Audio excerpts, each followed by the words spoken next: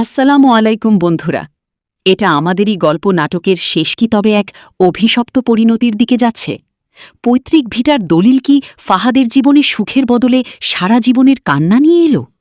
যে বাড়ির জন্য ফাহাদ তার বাবাকে অপমান করেছিল, আজ সেই বাড়ির আঙিনাতেই কেন তার বাবার জানাজা পড়ানো হলো? কেন আজ এই জনপ্রিয় নাটকটি এক চরম শূন্যতার মাঝে পর্দা নামাতে যাচ্ছে? এইসব রহস্য আর পরবর্তী আপডেট জানাবো আজকের ভিডিওতে, তাই ভিডিওটি মিস করবেন না এক মুহূর্ত।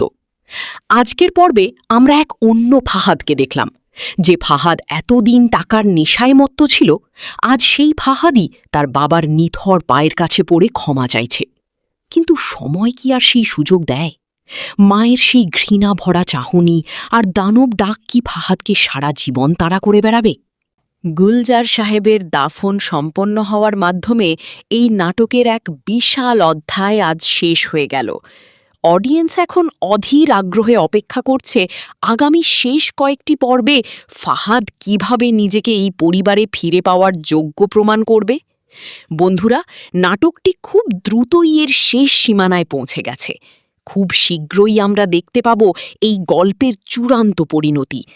বাবার শূন্যতা নিয়ে কি এই পরিবারটি আবার এক হতে পারবে, নাকি এই দলিলটিই হবে ফাহাদের জীবনের সবচেয়ে বড় বোঝা? নাটকটির এই বিদায় বেলা আপনাদের মনে কতটা দাগ কেটেছে সেটা কমেন্ট করে জানান, কারণ আপনাদের মতামত আমাদের জন্য খুব গুরুত্বপূর্ণ। আর ভিডিওটিতে একটি লাইক দিন এবং এই নাটকের ফাইনাল আপডেট সবার আগে পেতে আমাদের চ্যানেলটি সাবস্ক্রাইব করে বেল আইকনটি বাজিয়ে রাখুন।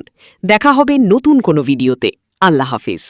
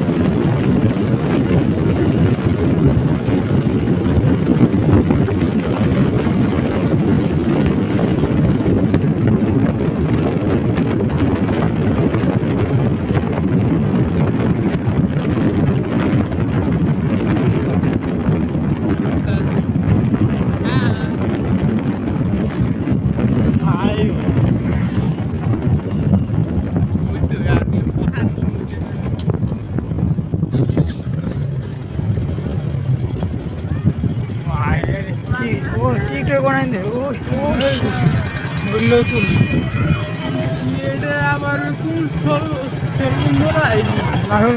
এটা তো না